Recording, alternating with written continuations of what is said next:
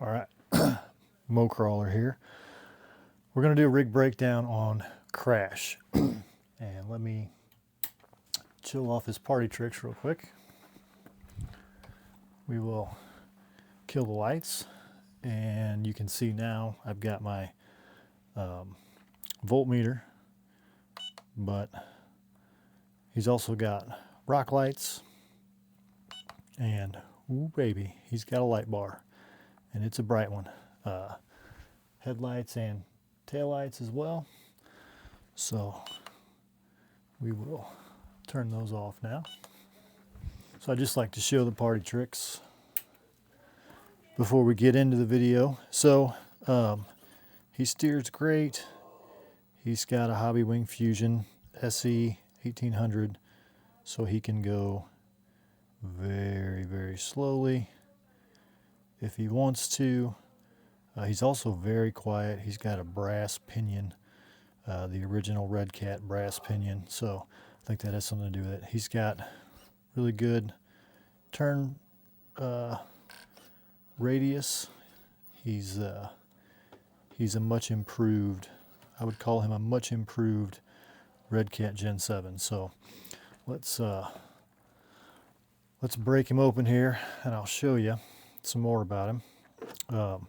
So I've just got a JST. I don't know if you can see that. I've just got a JST that comes off the battery and goes into the voltmeter that's back here. Another party trick I think everybody should know is this. So there's my body clips, and that's just a magnet that's glued up inside there, and it holds them on there. So if you take your body clips out and just kind of drop them in that spot, and they stay. They don't run away on you, which is nice. We'll set the body down over here. We will turn him off, power him down, disconnect the battery. So I am running a 1300, I think this is a Z pack. So yeah, nice little Z pack. These things have been pretty good. 1300 3S. You can see I'm always belt and suspenders if I can be. I just put some pop rivets with some washers on them through the bottom side. So you can see the pop rivets right there that go through. This is a piece of Kydex. This is just a Kydex plate, and I made some aluminum angle iron brackets for it. So that's my battery tray. Retain the Redcat strap that came with him. It's one of the few Redcat things that remains. So this is almost a rehash of the build series. So if you guys like this rig, I have a whole build series on it. It's actually a rebuild series, I guess.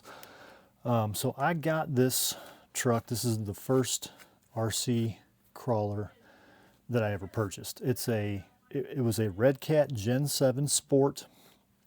It was not the Deluxe or the, I don't remember what they called it, whether it was the Deluxe or the Supreme or the Belgrande, or I don't know. Anyway, this was not the full upgraded version. This was the base model, so to speak, right? And the Redcat Gen 7, again, I don't know about the Deluxe model. All I know about is the Sport, because that's the one that I have had, the one that I bought and now have modified dramatically. But the one that I had was not a great rock crawler. It was not a great trail truck. It was not a great anything. It was enough to get me really interested in the hobby. It was enough to, the price point was low enough that I was able to buy into it. And I've told this story on another video, I think, but it was originally purchased for my son because he at the time had gotten like a Walmart, you know, a really, really cheap $35, $40 radio controlled truck that had tires, you know, big tired knobby tires on it. It was advertised as a rock crawler, and we broke it within like 10 minutes. So I thought surely there's a, you know, a better grade of these things out there somewhere. So I started doing some research online, watching some YouTube videos. One of the guys I found was Exo Caged RC, Joe down in Florida. He's got a great channel. And, you know, he was kind of talking up the Redcat Gen 7 as a good entry level, you know, basic RC truck. So with his advice and many others as well, I bought the Redcat Gen 7. And starting from nothing, if you know nothing about radio controlled rock crawling, like real rock crawling, if you just want to drive them around, kind of basher style, if you want to run them through the woods, you know, trailing and things like that, it's adequate. It's okay. You know, it's not going to blow your doors off, but it's much better than a $35 cheapie from Walmart, right? So I knew that there was something there. The tires are pretty terrible. The inserts are pretty terrible. There's a lot of things about the Redcat Gen 7 that are pretty terrible. And I've replaced all of those things, or most of those things. The chassis is actually kind of not great too. But I wanted to keep some Redcat here. So again, this is my first one, so this is not going anywhere. But I just couldn't take how poor the geometry was, how low the pumpkins hung. So the pumpkins are, they're basically copies of Axial SCX10. So the original SCX10, the old, kind of the original RC rock crawler. They're kind of copies of that. And they have giant pumpkins that hang down way too low.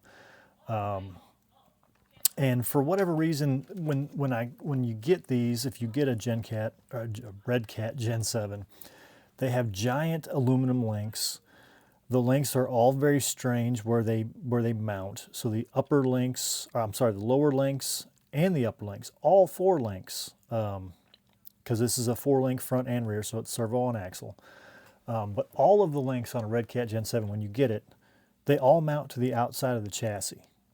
None of them mount, the lower links mount to the outside of the chassis, the upper links mount up here, right? But I think maybe they mount inside. I can't recall. Yeah, I think they mount inside. So the uppers mount inside and the lowers mount outside. Anyway, they're all chassis mounted. There's no link that goes to the skid on a factory Redcat Gen 7 Sport. And I don't know why they do that, but what I do know is it makes the geometry, it makes the axles very stiff, which you would think would require very little springing, right? Because if the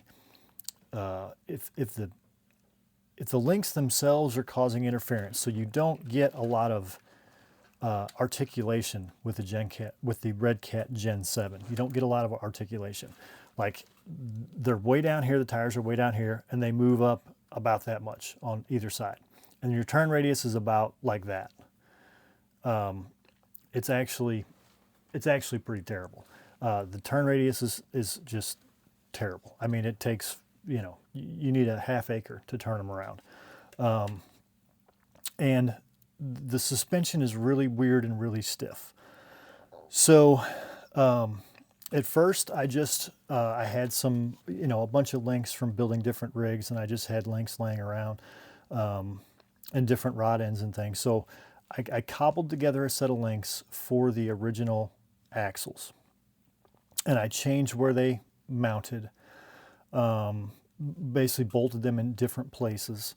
And it was better. I got more articulation. I got more overall axle travel when I did that. But pretty quickly after having done that, I realized that I was just never going to get really good axle articulation. I was never going to get really good steering angle. And there were always going to be weird things about this truck if I kept the factory axles on it.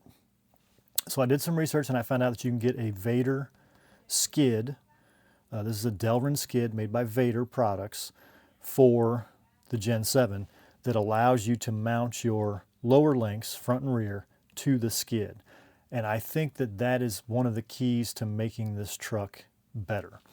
I don't know if using this skid with the factory axles will work. I don't know, because I got this skid and I got these axles. These are Mias nylon straights, basically AR44 copies.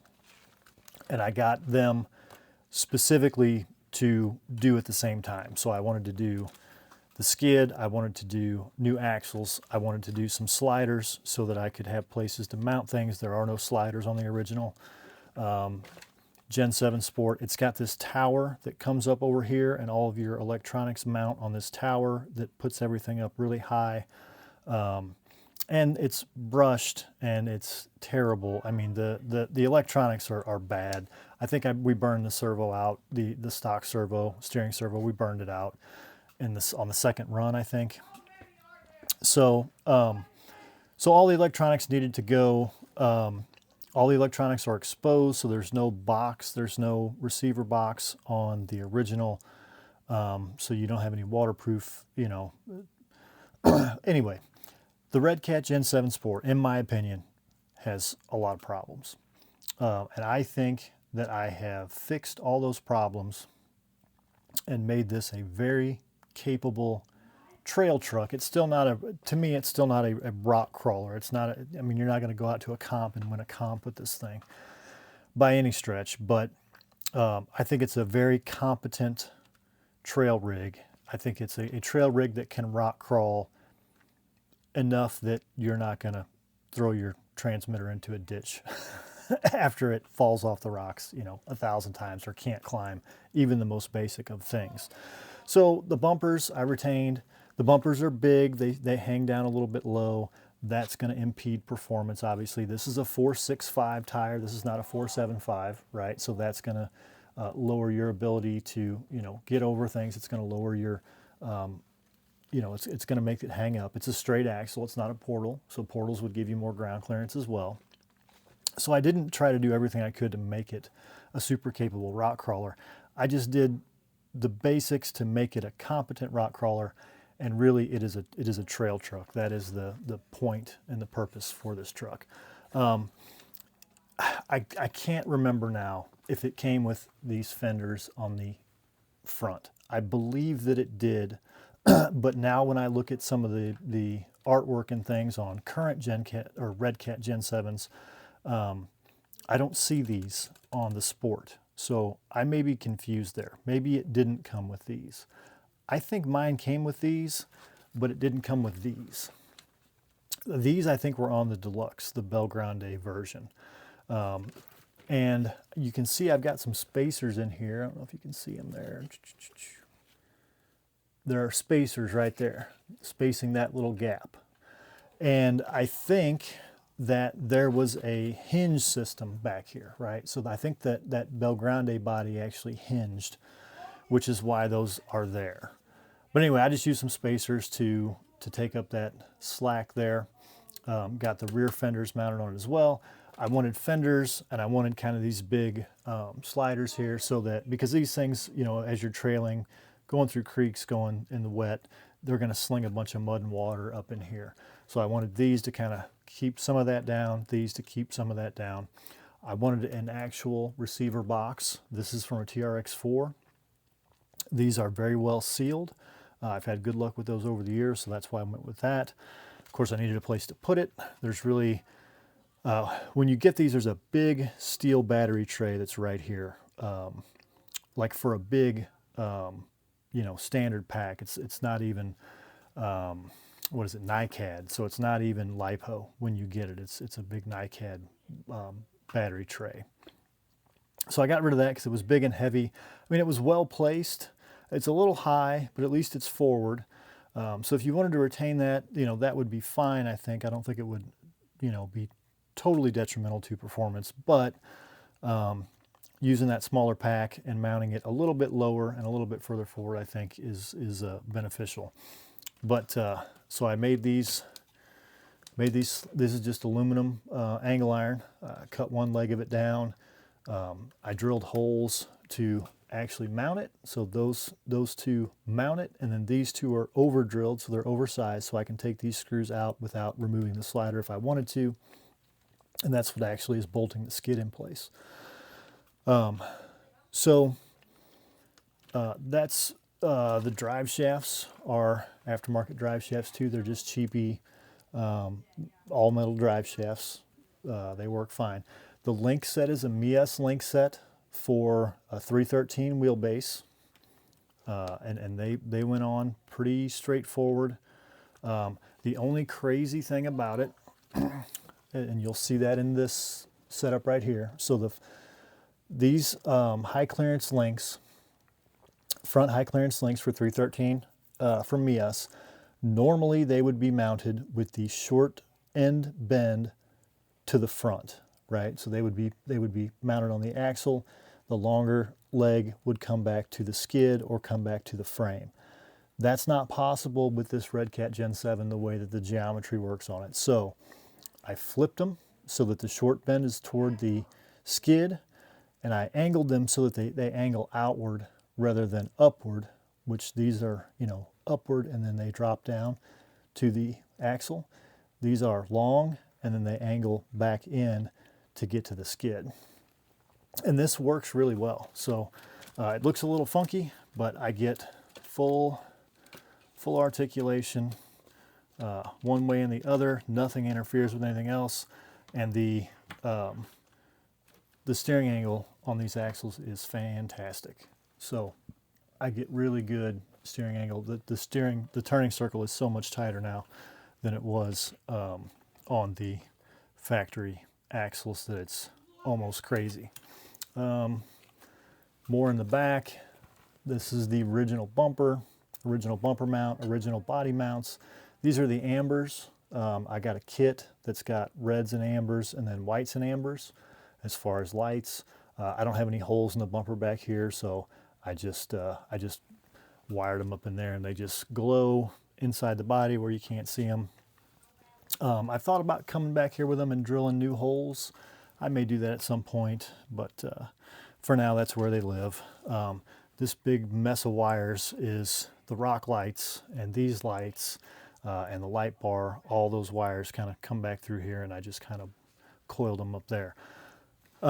This is not the factory transmission. Well, it is and it isn't. So this is a hot racing aluminum version of the original transmission. So this plate is the original transmission plate, original spur, original pinion. All the gears inside are the original gears that came out of the plastic transmission that was in the Gen 7 Sport as purchased, RTR. This is a Hobby Wing Fusion SE 1800.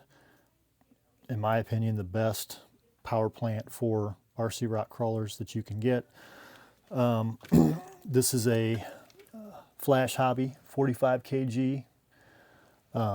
It's a receiver connection, so it's a 3-wire. It's not a high volt, but it will take up to, I think, 8.4 volts.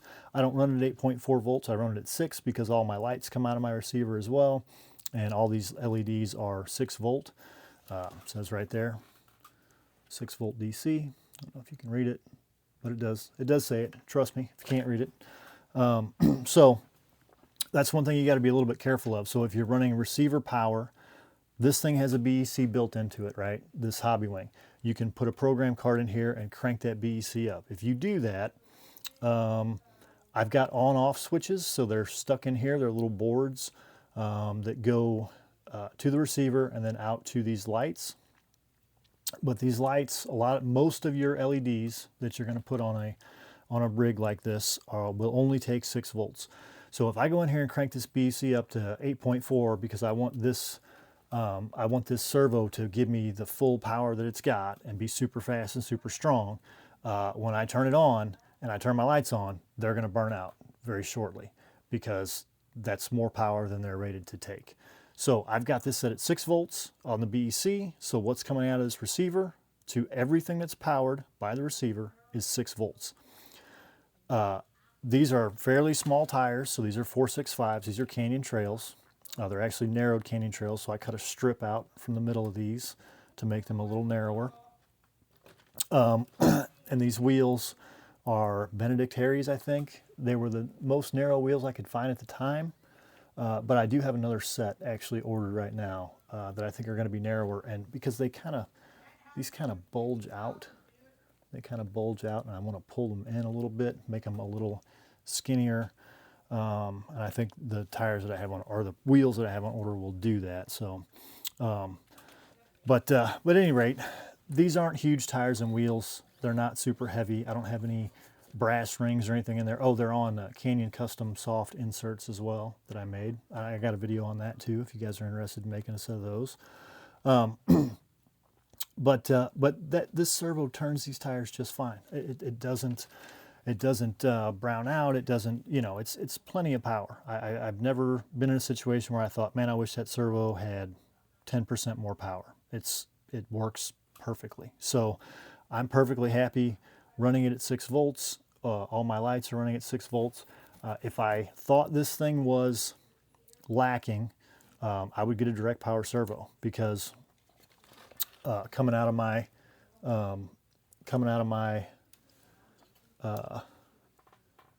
my Hobby Wing Fusion, I've got a JST, right? So I can just plug in, I could plug a splitter so I can get to my voltmeter, and then I could run one directly to the servo and run a direct power servo if that was an issue for me. But so far it has not been an issue, so I'm not too worried about it. What else? I mean, you guys saw the body. It's a Proline Toyota 4Runner body. Let's see. I've got some windshield wipers, some RC four-wheel drive rubber mirrors. I got this little antenna, regular stickers. We've got the good old license plate on the back. Other than that, oh, hobby foam. So I put hobby foam in all my rigs up here. It's all foamed. You can see it there. It's all foamed there in the front. That just cuts down the noise. It makes them less of an amplifier, makes them less rattly sounding, and it doesn't really add any weight. So I think it's a good thing to add. I like them. I like when the bodies are foamed like that, because it makes them a lot quieter. See, the only other thing that I would say about this truck is in the rear axle, I do have a set of underdrive gears from Mias. So I like overdrive, what's called overdrive. In this particular rig, I'm actually underdriving the rear axle. I'm not overdriving the front. But overdrive just means that your front axle, the tires are turning faster, right, than the rear axle. So as you're driving, this is turning more quickly, and this one's kind of dragging a little bit. This one's going slower, this one, right? And what that does is as you're climbing, you know, the more vertical you get, especially, if the back tires are pulling as hard as the front tires, a lot of times it makes the rig want to tip over backwards. So having the front spin faster helps pull up and over without flipping the rig over. It also increases or makes smaller your turning circle, so you can turn in a tighter circle when you have some overdrive. Now this isn't a lot of overdrive. I want to say it's like 9%, but if you get the Mias nylon straights, so they're $100. They come with some pretty big brass on the inside. That's just how they come stock. And a set of Mias 313 links. So the axles come with the drag link and the tie rod, so that's all there. And then the links are going to come with, you know, all of these links to get it on, to get these axles on. And if you have a Vader skid, you can, I don't remember what the Vader skid was. Let's say it was 20 bucks. The axles are 100 bucks, as we talked about. The links, I think, are another 20 bucks. So let's say 150, 160 bucks. You could easily take your Redcat Gen 7 and put Mias straights on it. And I think even if you leave everything else stock, that's going to be a huge improvement over what you have now if you have a Redcat Gen 7. The other thing, these are these are GTS shocks from Traxxas. So these are the shocks that come on a TRX4 Sport. They've got the yellow band springs. I don't remember the rate of those springs, but it's not much. It's like a pound maybe or something, I'm thinking. Maybe it's more than that. Maybe it's a pound and a half. But they work good for this setup. There, you can see how it settles.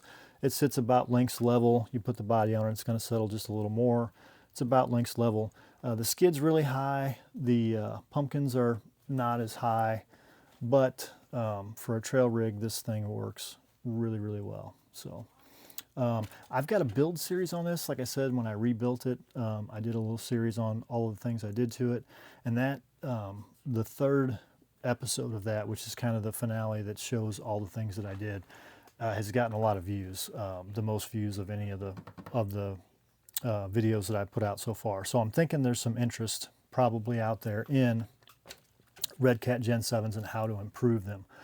So if you have a Redcat Gen 7, if it wasn't the first one, if you don't have some sentimental connection to it, I would probably say sell it and use that money to buy something better. But if you have a sentimental connection to it, or if for some reason you just are really wanting to improve a Redcat Gen 7, I think Mias nylon straights with their 313 wheelbase, links, and a Vader skid and some new drive shafts, man, I think you're gonna be you're gonna like it a lot more after you do all that.